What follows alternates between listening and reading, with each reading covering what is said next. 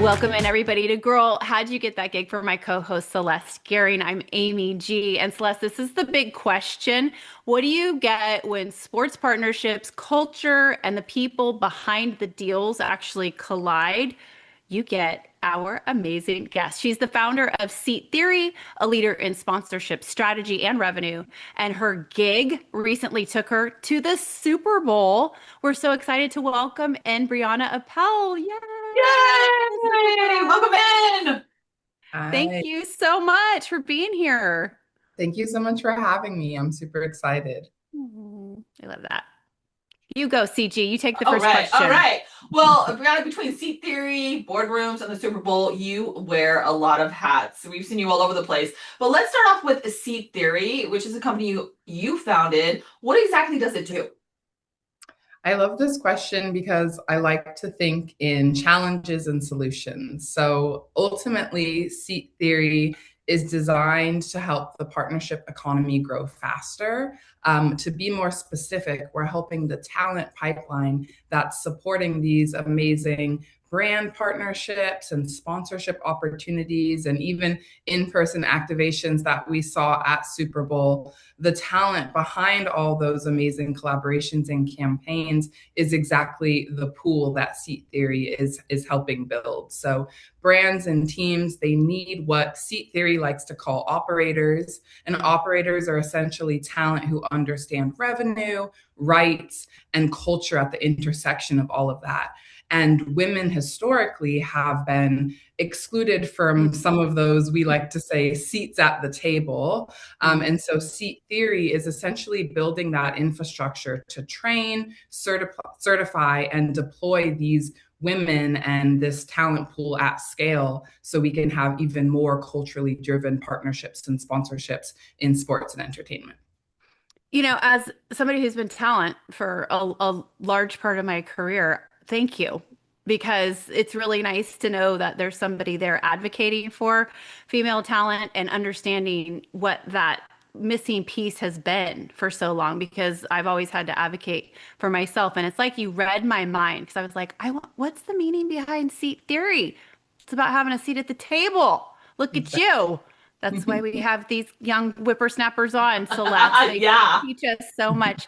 So I always think this question's so funny because I don't think any successful female working in sports has a typical day, but we ask it anyway. We'll stick with seat theory because you do wear a lot of hats. What would be a typical day for you running seat theory? A typical day, is very founder focused. So, as a founder of a scaling business and platform, like you said, I wear a lot of hats. So, some days I have my chief revenue officer hat on. A lot of times that looks like me taking calls, delivering pitches, brainstorming with various clients what their partnership needs are, and ultimately closing deals. Other days, I have my chief marketing hat on. So I'm helping manage Seat Theory's social media and content creation strategy. A lot of the women that we're reaching and ultimately training through our academy are finding us through social media. So we continue to focus on platforms like TikTok and Instagram and Threads to reach those women who might be interested in ultimately being trained in partnership and revenue strategy.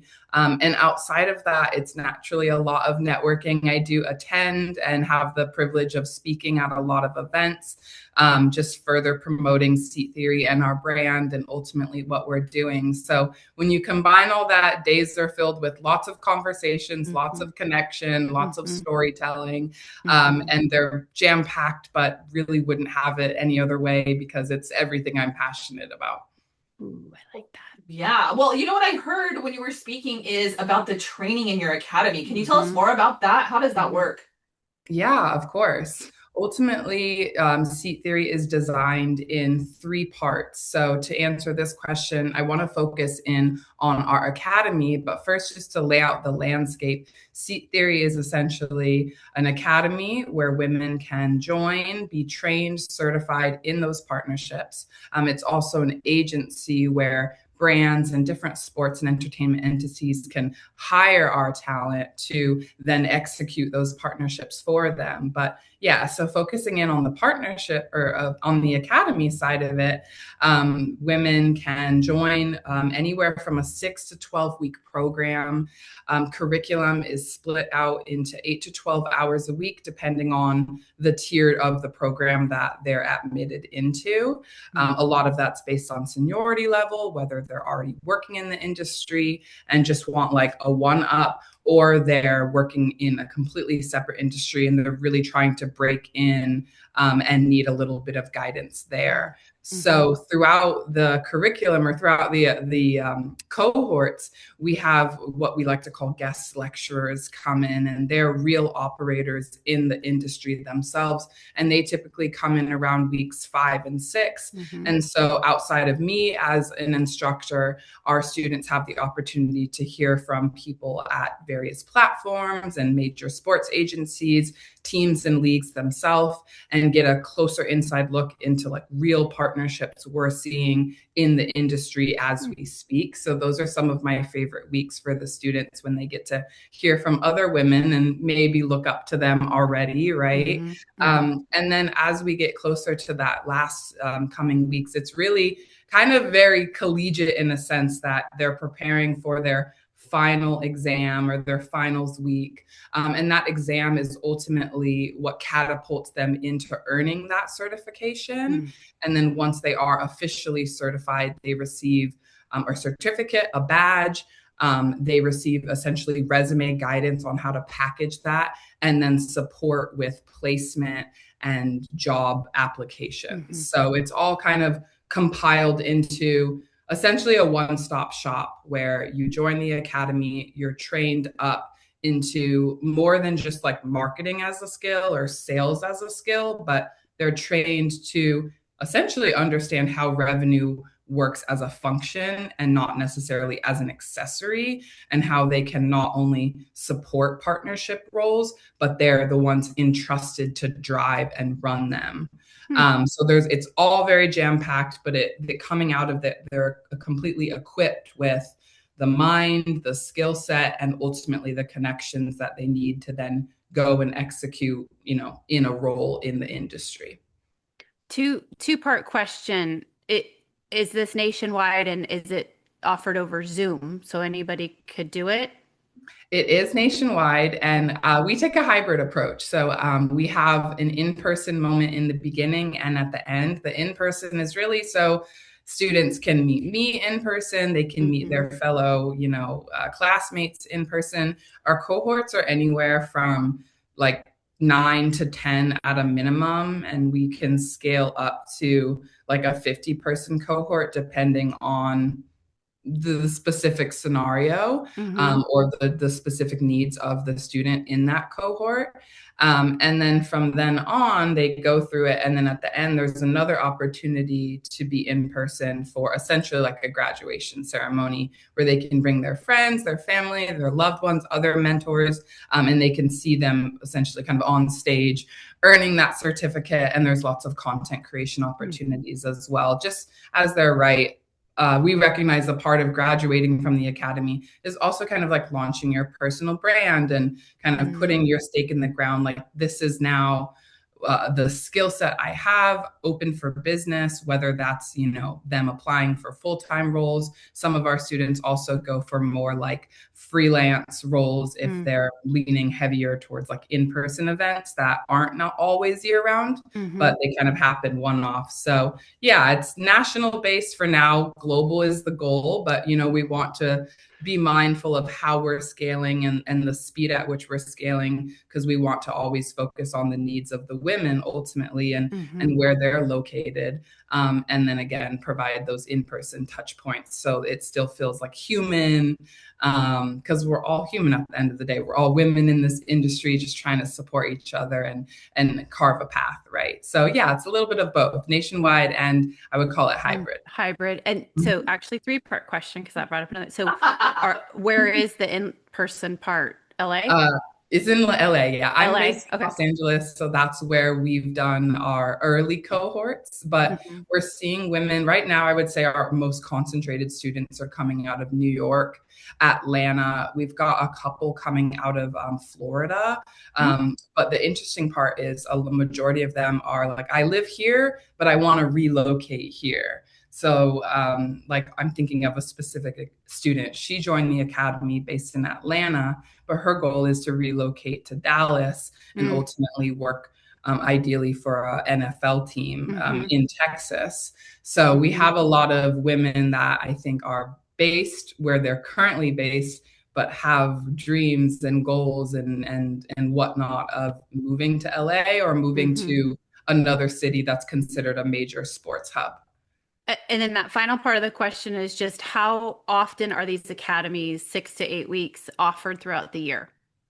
Right now, we're starting with a single cohort at a time. So, what that basically means is we're only doing one cohort, we're not running multiple. Got So, it. right now, we're in the middle of the cohort that we began in January, and Mm-hmm. we'll finish just right at that early March mark. Mm-hmm. The academy will take a break, and then we'll begin our Q2 academy. Okay. So, I guess the best way to answer that is we're operating on a quarterly system right now Mm-hmm. where we have one cohort every quarter. And like I mentioned earlier, those cohorts can be anywhere from like 10 to 50 women at a time. Mm-hmm. But yeah, I'm really excited about when I think about the future and when I think about scaling and bringing in other women to be educators and lecturers. I think that's where the potential to have multiple cohorts happening Mm-hmm. at the same Mm-hmm. time could Mm-hmm. really live. Yeah, just boom, boom, So boom, boom. Yeah. yeah, exactly. So I'm like, if anyone's listening to this podcast, and you see yourself as an educator or even have prior coaching or teaching experience, like Seat Theory could be a home for them as well, to give back and prepare the next generation Mm-hmm. for the industry, right? Yes. Love it. All right. Well, you do also give back at Wise LA, which we love. Wise is a, I don't, it's global, it's national for sure. I think it's Yeah. national Mm-hmm. organization. But can you talk a little bit about that as well as what your responsibilities were at this year's Super Bowl? Yeah, I love that question because WISE, has such a big part of my heart. At a high level, serving on the board really keeps me grounded in responsibility. As we know, WISE is women in sports and live events. The number one, like we like to say, the number one professional development resource for women who work in the business of these Mm-hmm. industries. So we're serving a lot of women ultimately at the agencies, at the teams, at the leagues, very much so operating in kind of the corporate capacity of sports. And other various career lanes where they need that professional development. And ultimately, we have year round programming that's designed to provide various women access to certain rooms and access to certain conversations, mentorship opportunities, and a bit more of a behind the scenes look at how the business works, how systems work to connect and ultimately do partnerships, because that's a big part of it. And so serving on that board is leadership. It's serving in and of itself. It's a Mm-hmm. nonprofit capacity. So it's a lot about, giving back, building pathways for other women, and I think us as a collective board for the Los Angeles chapter, we're really proud of the various types of programming we've been able to provide, because we have anywhere from a casual happy hour where you can maybe network and make connections in a less intense way. Mm-hmm. And then on the other end, we have things like Women to Watch Awards and our Women of Inspiration Gala, where we're honoring women and titling them Women of the Year, Creator of the Year, and really cool things like that. And then everything in between. And I'm personally still on a high from Super Bowl because we took our programming up to Northern California. So what we're just coming off the heels of doing is a WISE Los Angeles collaboration with the WISE San Francisco Bay Area chapter that's based up there. And we came together and essentially provided programming under the lens of like women on the West Coast leading in sports, and talking about how Super Bowl is up there in the Bay, and then they're passing the baton down here to Los Angeles to host the game next year.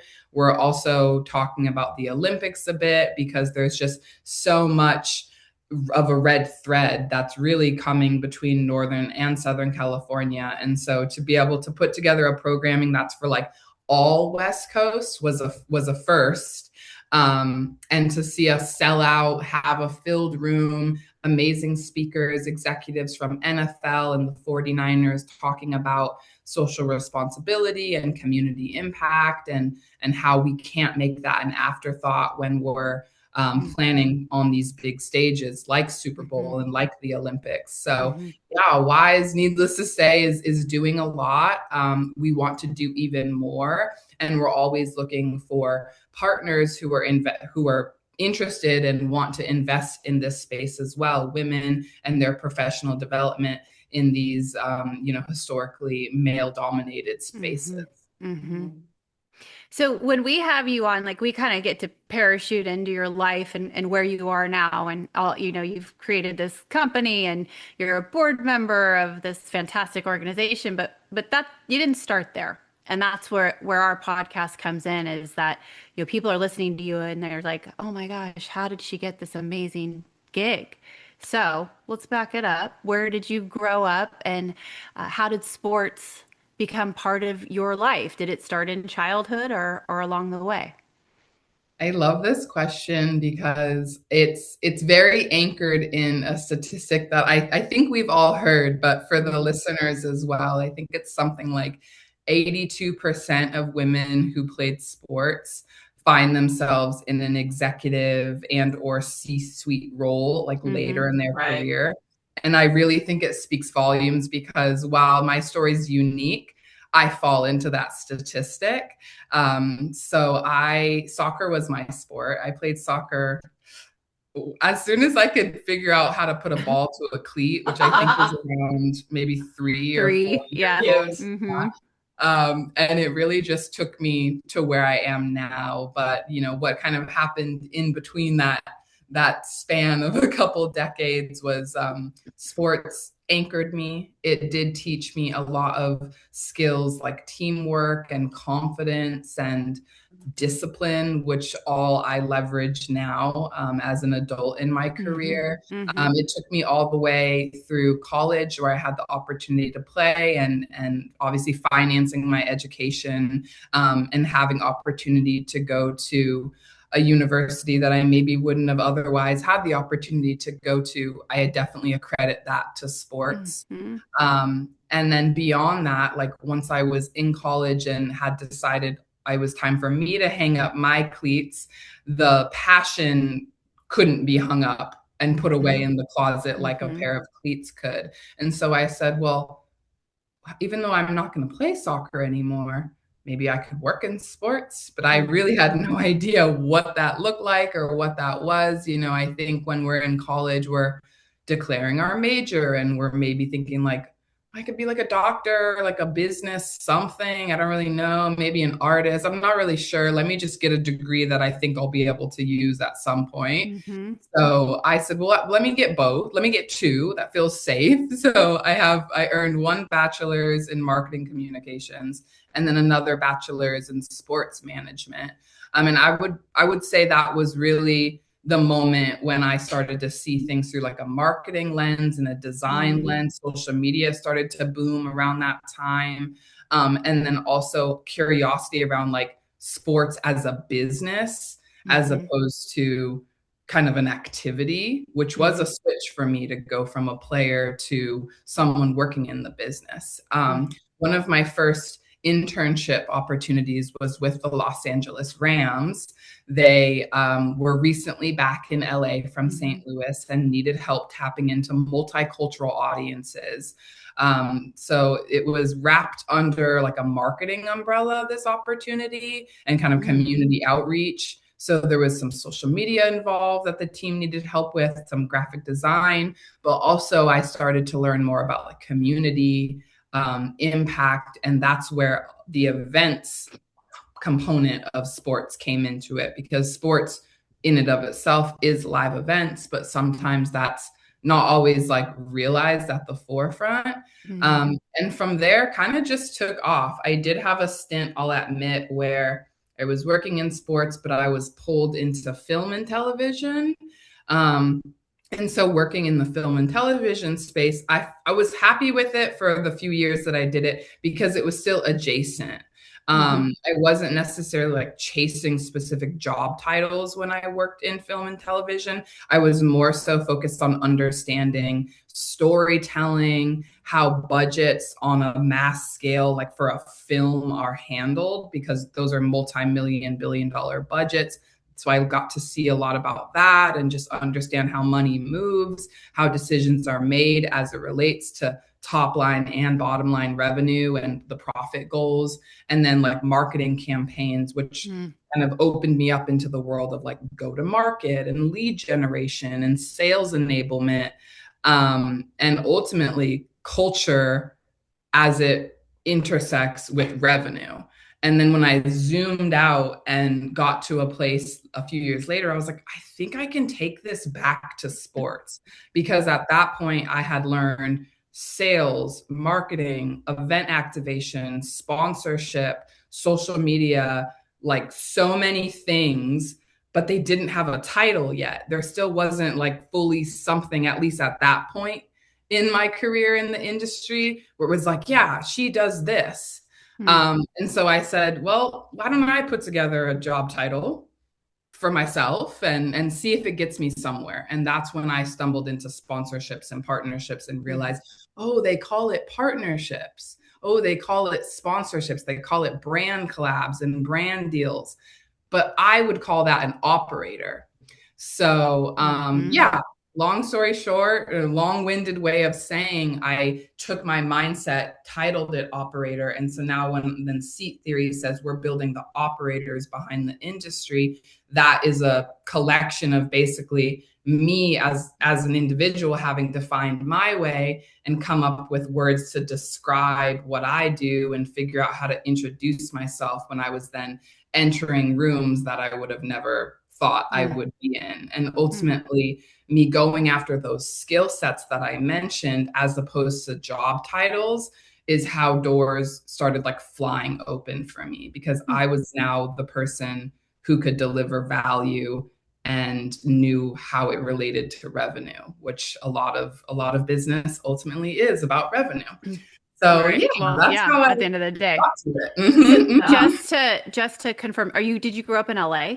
I did grow up in Okay. LA. I think it is always worth noting where you went to school, because you mentioned that you studied marketing communications and sports management. That was at Cal Lutheran.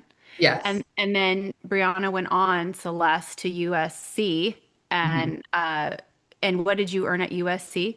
So it was a part of, it was a leadership certification, a part of their Marshall School of Business. So it was a graduate program. Very cool. Mhm. Very That's cool. great. Yeah. Well, Amy and I both teach. She teaches at Sonoma State, and I teach at University of San Francisco and Newman University. And one of the things I find so fascinating about what's happening for young women in college, that they're always talking about starting their own company now, right? They're talking about entrepreneurship right out of the gates.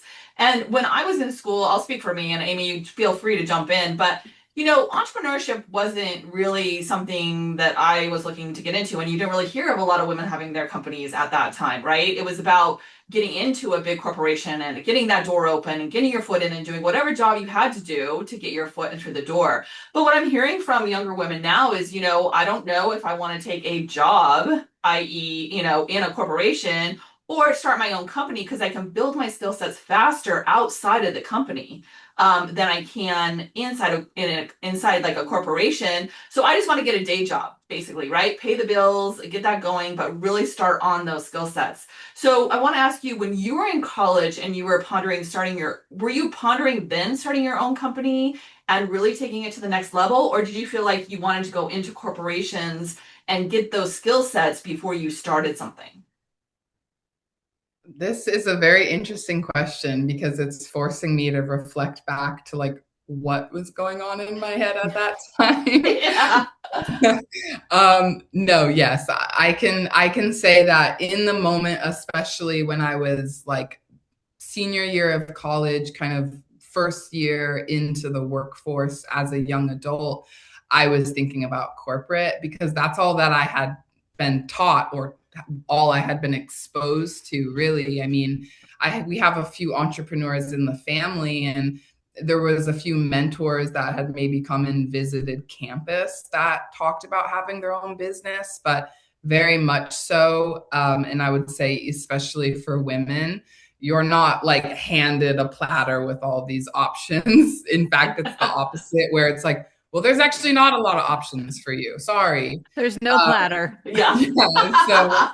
So no, was not, never could. If you would have asked me then, like, oh, so do you see yourself as a founder? I would have been like, what's like what? No. So Mm. early in my career, it was just about where can I get in? Where can I get a call back? Who's gonna take a look at my perfectly groomed resume and give me a shot at the interview process, which is probably like 3 or 4 rounds of interviews with people who at the time like were really intimidating, and the very traditional way of finding opportunities and getting hired and finding a job. Like I was in that as well. And that's why I think it's so much of ingrained in how I mentor women now. It's like, that's not the only way. I know that's what people tell you. And some people may even think that, why is Brie over here spilling secrets of how to get a seat at the table? But it's like women aren't being told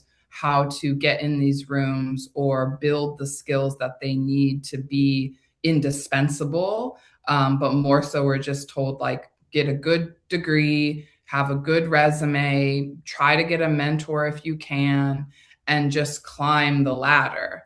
But that's just not realistic. I think more and more so in the world that we live in. If you take a look at even just what's happening at the intersection of, for example, Hollywood and the creator economy, where you have like these massive studios turning to content creators who have larger viewership than some of these smaller mid-sized networks are even able to pull. And that kind of bursted the bubble of like content creation and storytelling based on an old model. And I see similar things happening in sports, where sponsorships were historically ran by a really small circle of people, and how to break into those roles was incredibly hard.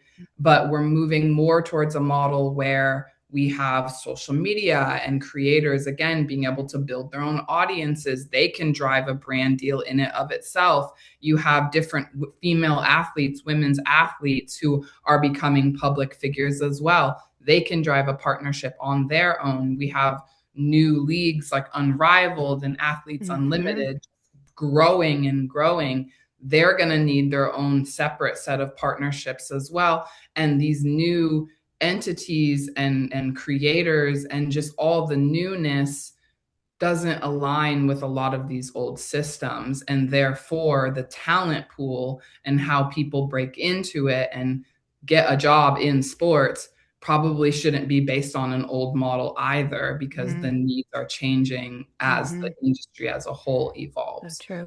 So Yeah. yes, what I did back then, but I don't advocate for it as much now, because I think there's a better way to get hired and position yourself as a problem solver, because that's ultimately what the industry needs. Like, we don't need more resumes. We need more people who can problem solve and yeah, drive revenue and understand culture.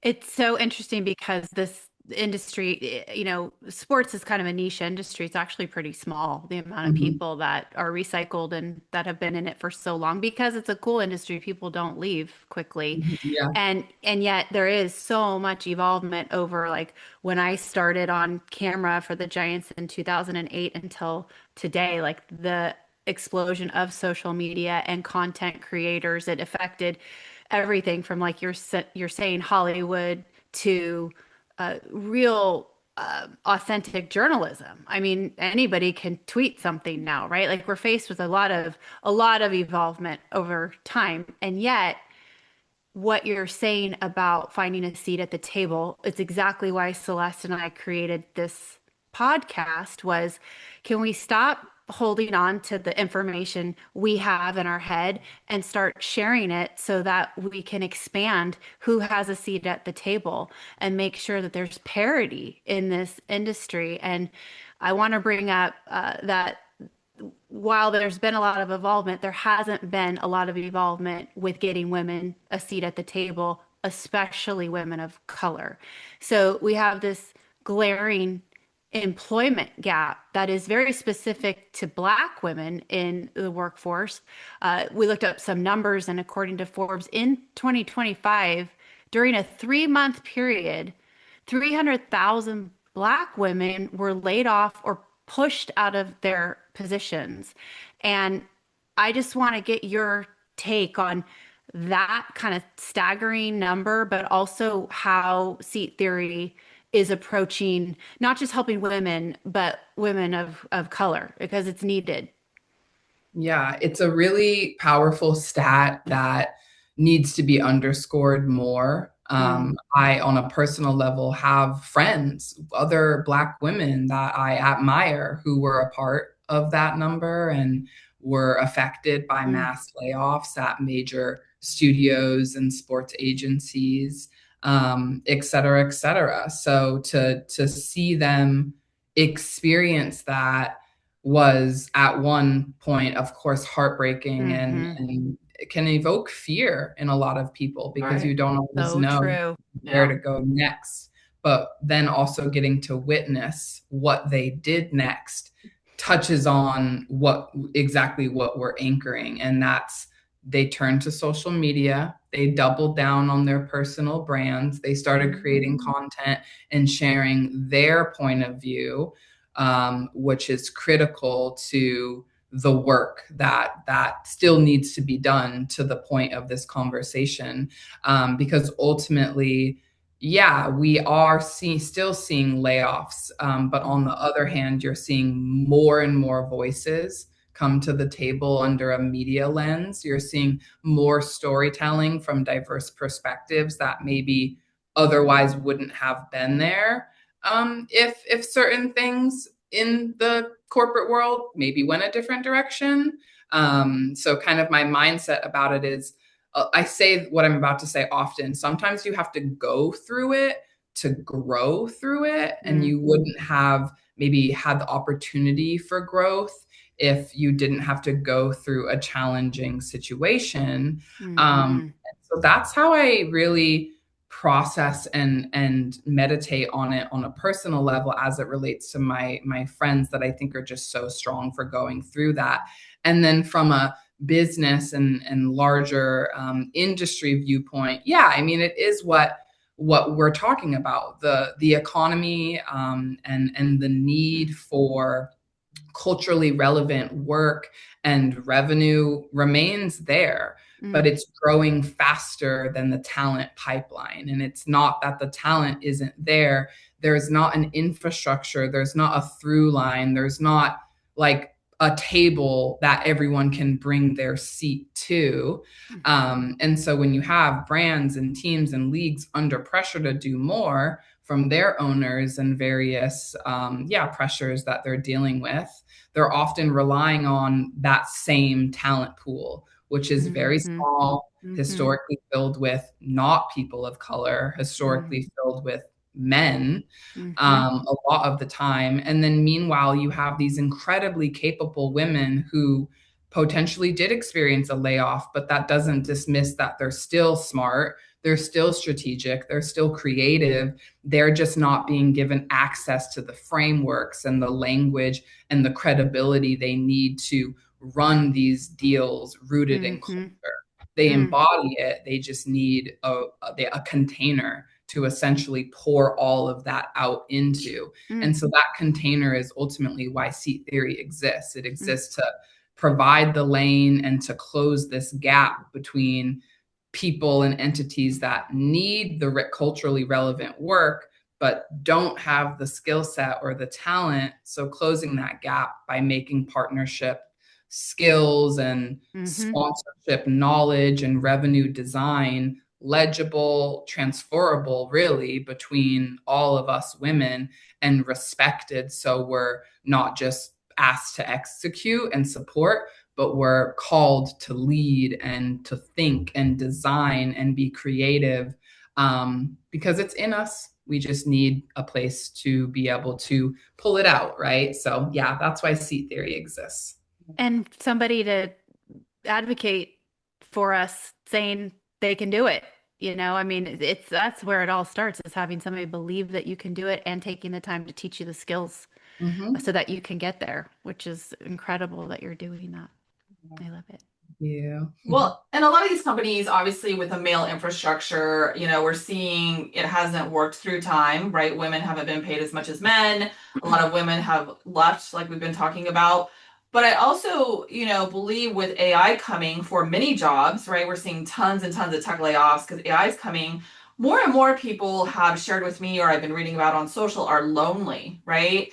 And I think what's amazing about what you're doing and what is needed for Black women and women of color is the cultural piece of the being together, the inclusion, like, doing all of it together and you're not doing it alone.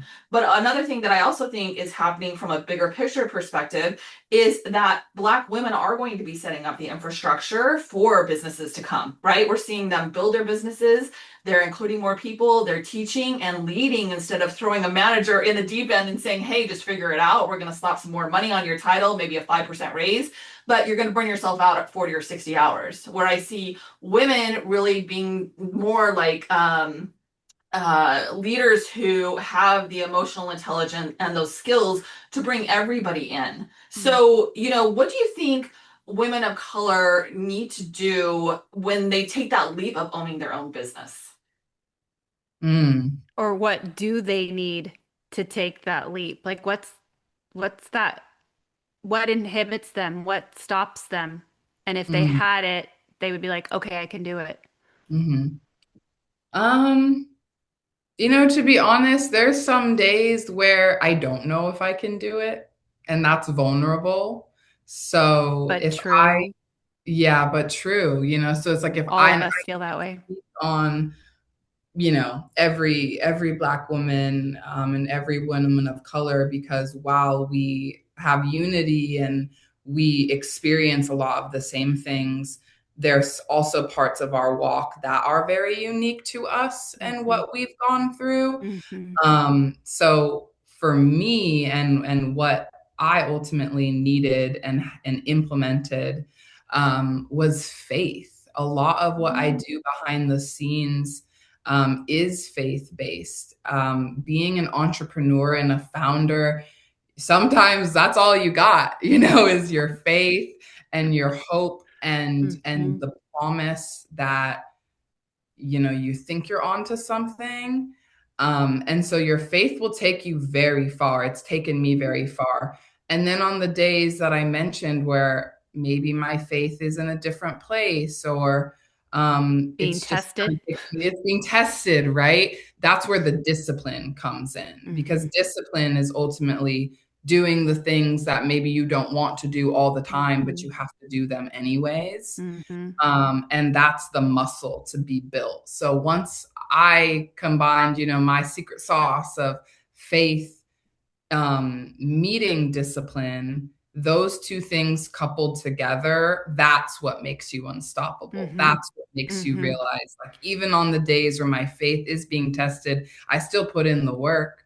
I still did the outputs. And for every output, there could be an opportunity that comes from it. And so I think that's what other women, but especially Black women, benefit from being reminded, is like, you can do anything you set your mind to. I So do true. believe that to be true.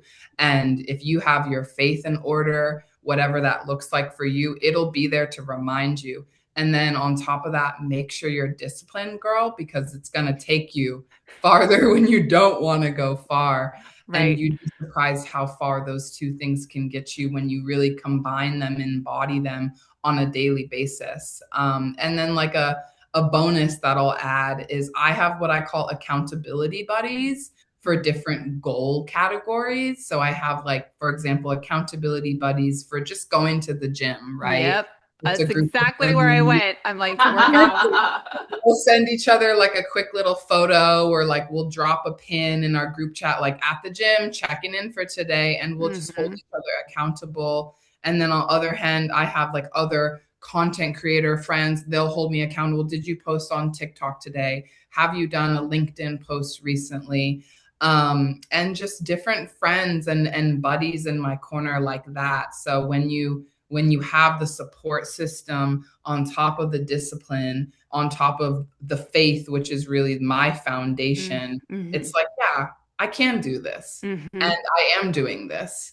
And if I can show that, then imagine how many other Black women that I can most likely inspire as well.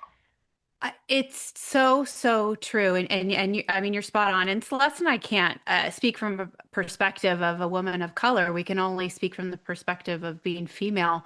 But I think there's a unity amongst white women and women of color that at the end of the day, you're human and everybody's cage gets rattled and everybody's faith is shaken at some point in their journey. And the way to push through that is to have a community, right? Which is what you've created. And I love your accountability buddies. I mean, that is how I function, whether that's with my husband for things with the family. The gym is definitely one, especially once you've been an athlete, and all of us have been athletes. You have that in your daily routine that you were going to go to practice and you had a game and you knew that you were going to get your exercise in and it was scheduled into your day. And then when you don't play anymore, organized sports or collegiate sports, it then you're on your own and you're like, it was really nice to sleep in today and but man, my jeans aren't fitting too well. And so you have to create these bubbles of accountability for all the different things in your life. It's like ingenious that you're sharing that. And it's like a little piece of gold. We are almost done. We've got two more for you. So I want to ask for those listening right now to you. They love sports, they love strategy, but they can't quite see a clear path. What would you suggest their first steps be in trying to figure out what their skill sets are and where they should be taking, what they should be taking steps toward? I would say stop listening to some very generic advice that you may or may not already be operating under. Let's get back to a clean slate Mm, and then focus less on maybe job titles that you consciously or subconsciously are chasing, mm, and focus on building leverage instead.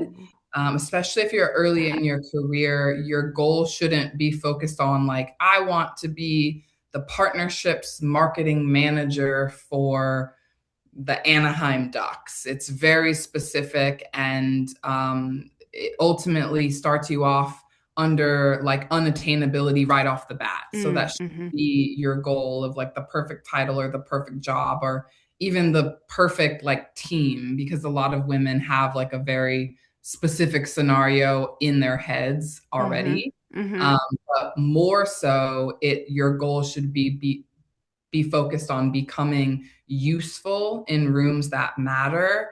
Learn and study how senior people in the industry make decisions. mhm, Study and learn how money is moving between brands and teams and even venues and properties, and different investors and players in the industry. Learn how to communicate with executives. Focus on learning the skill of brevity.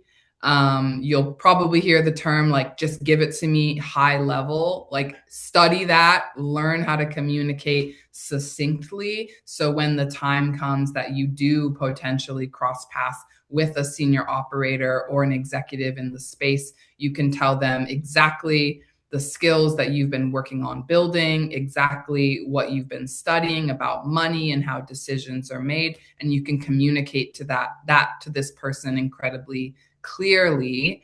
And then with all that being said, like, don't wait though. Don't feel like you have to just wait for the right moment or wait for that call back or apply through LinkedIn and then just give it time. you're not waiting to be picked. Proactivity is still very important here, because ultimately, as I think we all would agree, the people, especially the women who last and make it in this industry, who have been doing this for years and are still doing it, are the ones who understand the business of sports and entertainment, not just the fandom, not just the cool games and the celebrities, but how the business works, what the business needs day in and day out based on the industry's trends. And then once you start focusing on some of these topics that I've mentioned and focus less on like job titles and like volume of resumes submitted, you will become more valuable, and you'll get to a place where people want to know you just as much as you want to know them. And that's going to be your ticket to break into this industry. All right. And to wrap up, what's one piece of advice you live by that you could pass on to other women coming up behind you? Oh, good one. Simple, honestly, like be kind, treat people how you want to be treated. Sports is a marathon, not a sprint, not a race. People will remember you and how you made them feel and how you treated them. And so just remember that in all of your interactions. And if you have the opportunity to help someone, do it, because there's a lot of full circle moments that happen in this industry. So just be kind, be a good person. And yeah, focus on how you make other people feel. God, that's so true. As I mentioned earlier, sports is small. Your reputation gets around, so you want it to be a good one. And just, I want to make sure we have a call to action for those listening. If they're interested in joining Seat Theory and entering one of your cohorts, how would they do that? How do they find you? Yeah, you can find Seat Theory everywhere that you most likely consume your favorite content. You can follow us at Seat Theory across socials. We're on Instagram, TikTok, Threads. You can find me personally on LinkedIn if you ever want to connect and shoot me a message. And for those specifically interested in our academy or even our agency services, you can visit our website, seattheory.com, and find various application forms there. And we'll make sure you're connected with the right team members. Well, I mean, I don't think we ever have a podcast that we're not just like gobsmacked, and Brianna Appel, like just threw the bar even higher. You're amazing. The founder of Seat Theory, also a board member of Wise LA, and we know how busy you are. We just so appreciate your insight, vulnerability, your authenticity. You are one beautiful person inside and out, and we have a new friend, Celeste. We do. I'm so excited. Thanks, Brianna. Thank you, ladies. It's been a pleasure. You've been listening to Girl, How'd You Get That Gig with hosts Amy G and Celeste Gehring. Don't forget to subscribe to the podcast on YouTube and follow us on Instagram. The handle is @GirlGigPodcast. Followers and subscribers are automatically entered to win our giveaway prizes, announced every other Wednesday on our Instagram page. Until our next episode, go get that gig.